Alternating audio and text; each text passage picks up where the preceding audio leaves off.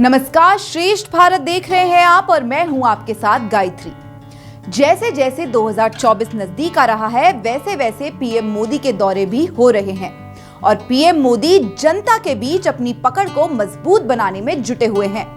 इसी कड़ी में पीएम मोदी उत्तराखंड पहुंचे, जहां लोगों को करोड़ों की सौगात दी गई और जनता की नब्ज भी टटोली गई। इसी पर आपको दिखाते हैं श्रेष्ठ भारत की एक खास रिपोर्ट। देश के पीएम नरेंद्र मोदी, जिनका खासा लगाव उत्तराखंड से रहा है और कई बार पीएम नरेंद्र मोदी की तस्वीरें उत्तराखंड से सामने आती रही हैं और एक बार फिर पीएम मोदी की तस्वीर उत्तराखंड से सामने आई है।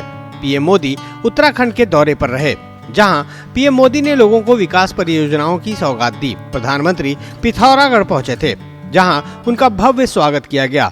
पीएम मोदी ने पिथौरागढ़ को 4200 करोड़ रुपए की सौगात दी और कई विकास परियोजनाओं का उद्घाटन, लोकार्पण और शिलान्यास भी किया। इससे पहले पीएम ने पार्वती कुंड में पूजा अर्चना की। मोदी अपने इस दौरे में गुंजी गांव भी गए, जहां उन्होंने स्थानीय लोगों से मुलाकात की। इसके बाद पीएम ने जोगेश्वर धाम में भगवान शिव की पूजा अर्चना भी की, जिसकी तस्वीर भी पीएम मोदी ने अपने सोशल मीडिया अकाउंट से शेयर की और फिर आम लोगों को संबोधित भी किया। तो चलिए अब आपको पीएम मोदी ने क्या कुछ कहा वो भी बता देते हैं। पीएम ने महिला आरक्षण पर बात की। पीएम ने कहा, महिलाओं को 33% आरक्षण सौभाग्य की बात है। पीएम ने कहा, हजारों करोड़ के घोटाले से देश को मुक्ति मिली है। पीएम ने G20 के शानदार आयोजन का भी जिक्र किया। पीएम के संबोधन में चांद पर पहुंचे भारत का भी जिक्र रहा।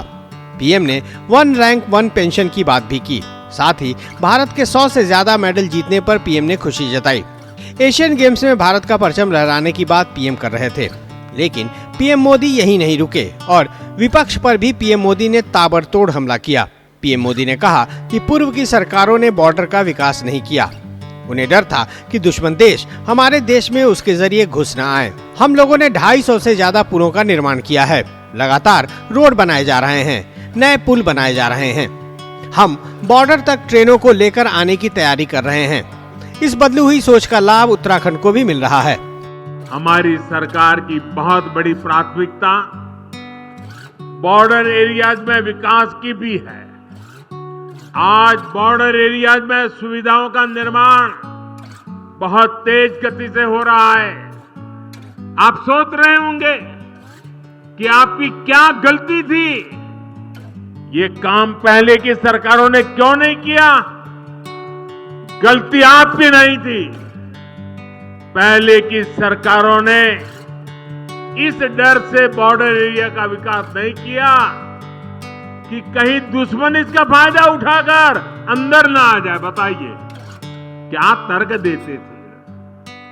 आज का नया भारत पहले की सरकारों की डरी हुई सोच को पीछे छोड़कर आगे बढ़ रहे हैं। न हम डरते हैं न हम डराते हैं। पहले सीमावर्ती क्षेत्रों को, सीमावर्ती गांवों को देश का अंतिम गांव माना जाता था, जो अंतिम है। विकास के मामले में उसका नंबर भी आखिर में ही आता था। ये भी एक पुरानी सोच थी।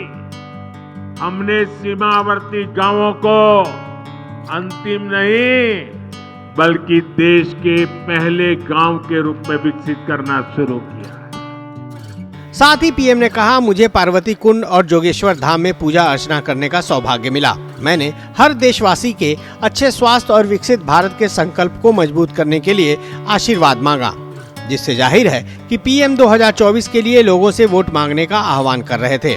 तो अब आप समझ गए होंगे कि पीएम का उत्तराखंड का यह दौरा कितना अहम था, क्योंकि लोकसभा चुनाव बेहद नजदीक है और पीएम अपनी जमीन तैयार कर रहे हैं ताकि एक बार फिर सत्ता पर मोदी विराजमान हो सके और 2024 में अपनी सरकार बना सके।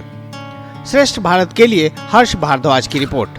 इस खबर में फिलहाल इतना ही। देश और दुनिया से जुड़ी तमाम खबरों के लिए देखते रहिए श्रेष्ठ भारत। जय हिंद। श्रेष्ठ भारत पर खबरों से जुड़े रहने के लिए चैनल को सब्सक्राइब करें, बेल आइकन दबाएं और देखते रहें श्रेष्ठ भारत।